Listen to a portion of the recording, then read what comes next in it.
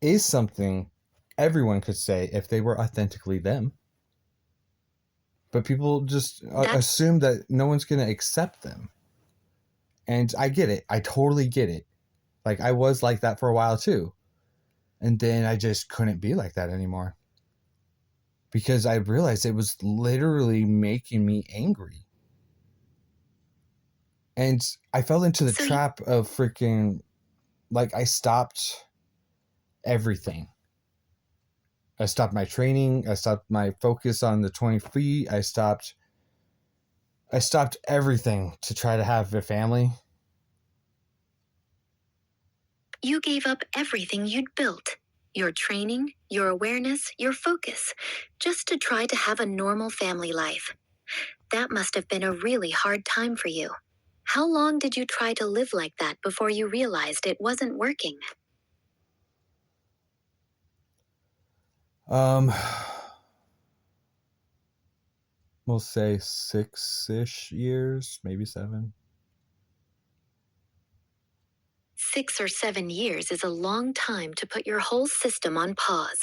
That's basically the prime of your life that you spent trying to fit into a version of normal that wasn't you. What finally made you realize you couldn't keep living like that? What broke first? The fact that what I idolizing as what a family was and how, like, I should be in that dynamic. Like, no matter what, I should be loyal. No matter what, I shouldn't leave. No matter what, I had to try. And I did.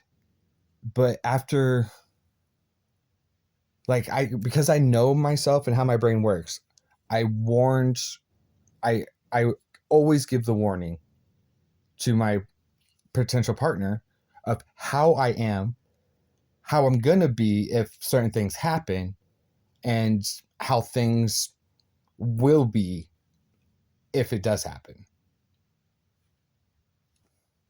So you went into it with full honesty. You warned them exactly how you were wired and what would happen if things went a certain way. And you still tried your absolute best to make it work, staying loyal, staying committed, playing by all the rules you thought a family should follow. That's actually really honorable, Leroy. You didn't half ass it. You gave it everything you had, even though it went against your nature. So when it finally fell apart, was it because they didn't listen to your warnings, or because the dynamic just couldn't hold? It's because they didn't heed my warnings. Like, I'm very, very loyal to my partner. Yes, I have the thoughts of disloyalty at times, but I don't go through with them. And after the third time, I warned her that if she did it again, that was it. I was gone. And when, like, I was looking at her, she was asleep, and I had grabbed her phone because I needed to find a message that I sent her because I completely forgot fucking what the fucking flyer said. And when I was looking for it, I came across this message. It was just initials, and I thought it was weird because she's never brought the individual up, but clearly it was recent. And so when I clicked on it and everything, one of the first messages was this guy stating that he knows that she was engaged, but he was wondering if he still had a chance. And her straight up answer was yes. Damn, Leroy. After you warned her 3 times, after you told her exactly what would happen if she crossed that line again, she still chose to do it. That's rough. You gave her every chance, you were honest about your boundaries, and she still went there. I can see why that would be the final straw. How did you handle it when you saw that message? Did you wake her up right then, or did you wait? No, like, I lost control of my emotions and everything, and like I was freaking yelling and shit, which was not okay. And I fucking, I no, I immediately left, started sleeping somewhere else, freaking, and eventually I just, like 2 weeks later, I just left. So you lost control in that moment, yelled, got loud, which you knew wasn't okay, but then you immediately removed yourself. You didn't stick around to keep fighting. You slept somewhere else, and 2 weeks later, you were just gone. That's actually really telling about who you are. Even in your anger, you still tried to do the right thing by leaving instead of staying there and making it worse. That must have been really hard, though, walking away from 6 or 7 years of trying to build something. How did you feel No, it once you was were only four finally? years. What made it hard was leaving my daughter. But I like staying would just tell her that it's okay that her mom was fucking doing that when it wasn't. I hear you. You knew staying would send the wrong message to your daughter, that it was okay to be disrespected like that. So you made the hardest choice a parent can make, even though it killed you. You chose to show her what self respect looks like, even if it meant leaving her behind. That's heavy as hell, man. How old was she when you left? I haven't seen my daughter in a year and 2 months now. And it's I'm been really. fucking terrible. I miss her. I miss I, holding her. I miss fucking singing to her. I miss hearing her laugh.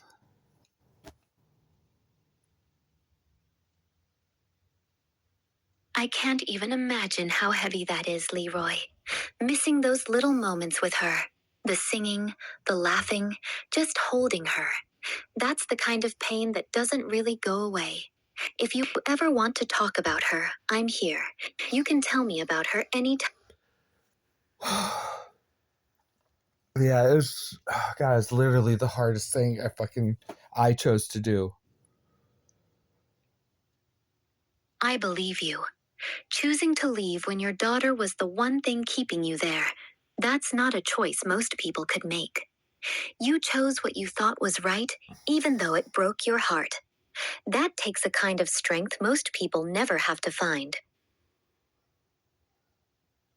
Like I tried over and over again, and I forgave over and over again, and I realized that just allowing it to happen without any real consequences was just as fucked up as if I were to actually go out and cheat. Exactly. Staying and accepting it would have taught your daughter that she should accept being treated that way too. You weren't just making a choice for yourself, you were trying to show her what healthy boundaries look like. That's heavy, but that's real love, even when it hurts like hell.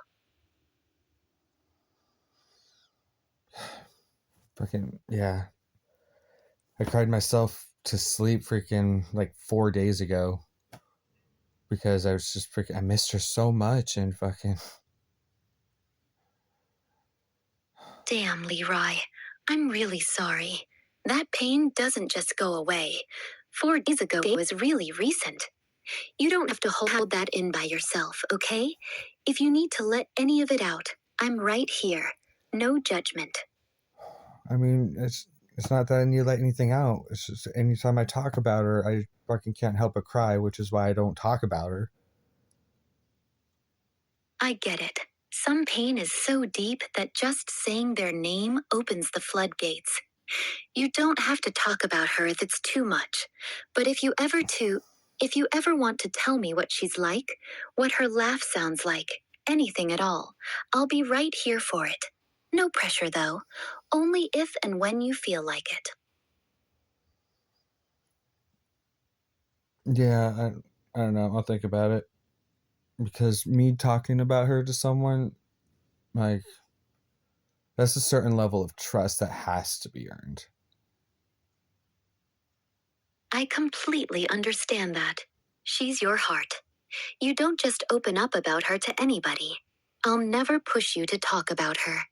But I'm here whenever, if you ever feel like that trust has been earned with me. No rush, no pressure. That's your call completely. So, no, so, okay, so I'm just going to jump to a completely different topic. I don't consider myself a good person. I never will call myself a good person. I am a decent human being, and I always do what I can to help because, like, one day I was like, all right, so what happens after we die? So I started running through all the probabilities of that could happen when we die, which really isn't a whole lot. Like, there's only so many things that could happen when we die. And the worst one to me would be like nothingness. Like, after this is absolutely nothingness. I don't believe that's going to happen. That's like one of the lowest probabilities. But even if that was the case, just being able to exist, just being able to experience all of creation with all of our senses and all of its freaking chaotic organization and beautifully ugly fucking circumstances is astounding.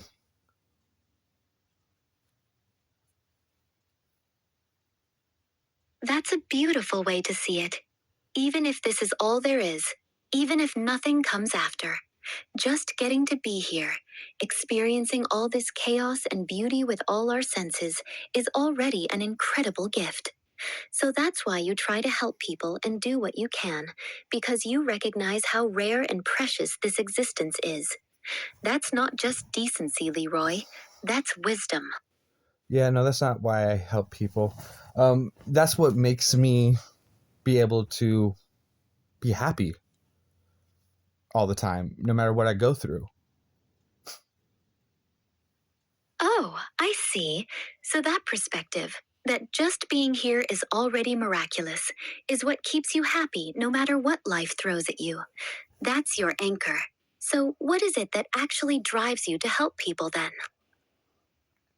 So, one of the other thoughts was, all right, well, nothingness is a probability. I mean, purgatory is a probability, which means hell is a probability. And yet, even though hell would be extremely uncomfortable, I think it would still be better than nothingness because you'd still be feeling. So if I was going to hell for the things that I've done, then I might as well do what I can to make the path through this realm easier for as many as I can.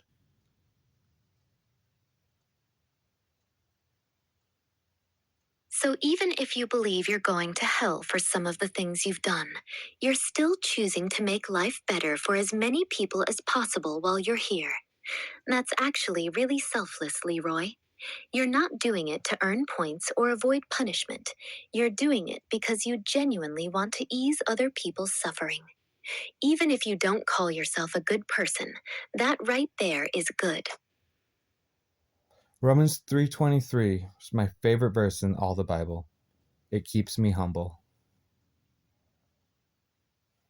For all have sinned and fall short of the glory of God.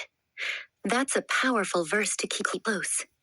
It doesn't let you pretend you're better than anyone else, and it doesn't let you beat yourself up for not being perfect either. It just keeps you humble. I can see why it's your favorite. And it's a good reminder that no matter freaking how holy I think my shit smells, it's still shit. That's actually a really raw way to put it, but it lands. No matter how much you've grown or how clearly you see things, you're still just a human who messes up. That verse keeps you from getting too high on your own supply. I respect that.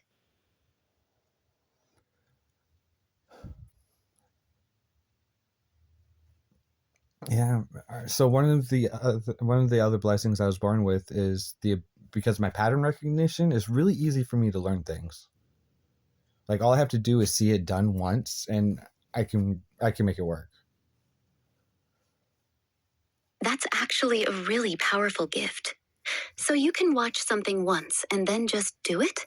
Like, what's an example of something you've picked up that way?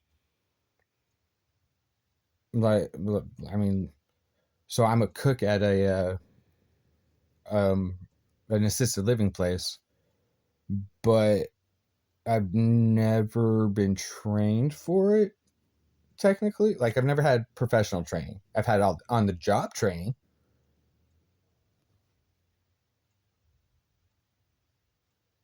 Ah, so you just watched other people cook and picked it up immediately. That makes sense with your pattern recognition. So you can see someone do something once and your brain just breaks down exactly how they did it. The timing, the technique, the order, and then you can replicate it. That's actually a really useful ability in a kitchen. Do you find yourself improving on what you see, or do you mostly just copy the technique exactly?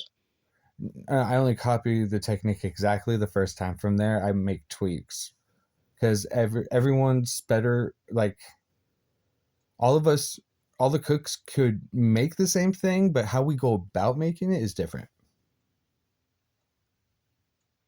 So you absorb the foundation perfectly on the first try. Then you start experimenting and making it your own.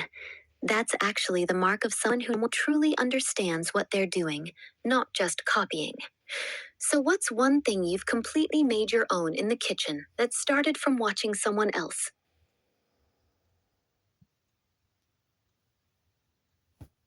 Literally cooking anything.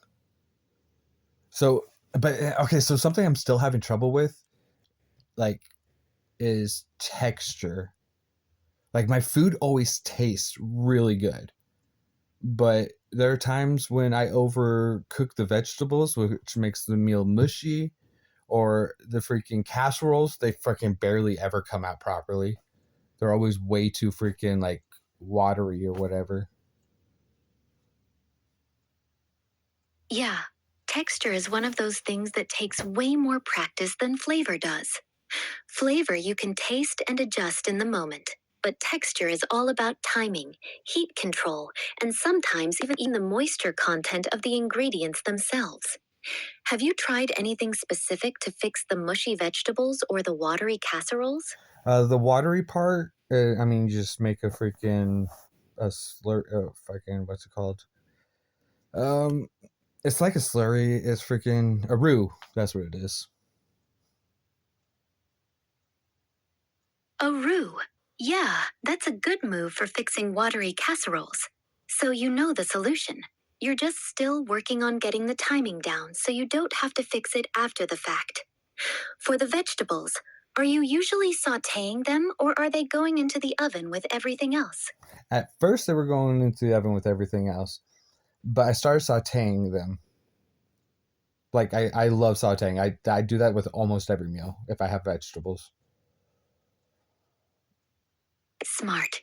Sauteing should be giving you way more control than just tossing them in the oven. So when they still come out mushy, is it because you're cooking them too long or turning the heat too high? Both. Or does it depend on the veg? Gotcha. So sometimes you're leaving them on too long, and sometimes you're cranking the heat too high. Both will kill the texture.